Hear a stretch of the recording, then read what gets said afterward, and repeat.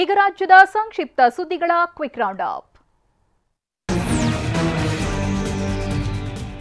ಸಂಗೊಳ್ಳಿ ರಾಯಣ್ಣನ ಫೋಟೋಗೆ ಕಿಡಿಗೇಡಿಗಳು ಚಪ್ಪಲಿ ಹಾರ ಹಾಕಿ ಅಪಮಾನ ಮಾಡಿದ್ದಾರೆ. ವಿಜಯಪುರ ಜಿಲ್ಲೆ ತಾಳಿಕೋಟೆ ತಾಲೂಕಿನ ಹಗರಗುಂಡದಲ್ಲಿ ಘಟನೆ ನಡೆದಿದೆ. ದರೋಳರು ರಾಯಣ್ಣ ವೃತ್ತದಲ್ಲಿನ ಭಾವಚಿತ್ರಕ್ಕೆ ತಡರಾತ್ರಿ ಚಪ್ಪಲಿ ಹಾರ ಹಾಕಿ ಎಸ್ಕೇಪ್ ಆಗಿದ್ದಾರೆ. ಸ್ಥಳದಲ್ಲಿ ಬೇಗುವಿನ ವಾತಾವರಣ ನಿರ್ಮಾಣವಾಗಿದ್ದು ಬಿಗಿ ಬಂದೋಬಸ್ತ್ ಕೈಗೊಳ್ಳಲಾಗಿದೆ.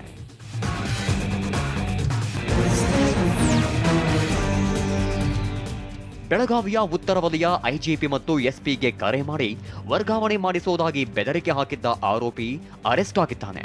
IGP Vikas Kumar, SP doctor Bhimashankar ಗುಳೇತ್ಗೆ ಸುನೀಲ್ ದಾಸರ ಎಂಬಾತ ಬೆದರಿಕೆ ಕರೆ ಮಾಡಿದ್ದ. ವಂಚನೆ ಪ್ರಕರಣದಲ್ಲಿ ಸಿಲುಕಿದ ತನ್ನ ತಾಯಿನ ಪಾರು ಮಾಡಲು ಗಣ್ಯ ವ್ಯಕ್ತಿಗಳ ಹೆಸರು ದುರ್ಬಳಕೆ ಮಾಡಿಕೊಂಡಿದ್ದ.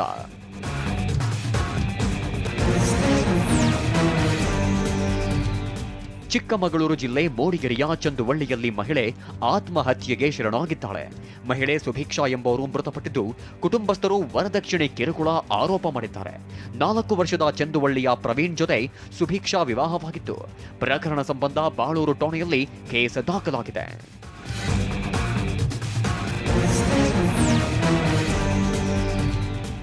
ದಾವಣಗೆರೆ ಜಿಲ್ಲಾ ಪೊಲೀಸ್ ದುರ್ಗಾಪಡೆ ಕ್ಲಾಸ್ಗೆ ಚಕ್ಕರ್ ಹೊಡೆದು ಪಾರ್ಕ್ನಲ್ಲಿ ಹರಟೆ ಹೊಡೆಯುತ್ತಿದ್ದ ವಿದ್ಯಾರ್ಥಿಗಳಿಗೆ ಕ್ಲಾಸ್ ತಗೊಂಡಿದ್ದಾರೆ.